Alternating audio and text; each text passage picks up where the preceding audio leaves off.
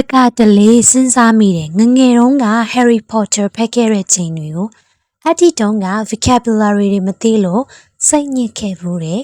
စာတစ်မျက်နှာဖတ်ဖို့အချိန်ကြာကြီးယူခဲ့ရတယ်ဒါပေမဲ့အဲ့ဒီနေ့တွေမှာလက်မလျှော့ခဲ့ဘူးအခုပြန်ကြည့်လိုက်တော့ English နဲ့လုံးနေတယ် English နဲ့စာသင်ပေးနေတယ် English နဲ့အခွင့်အရေးတွေရနေတယ်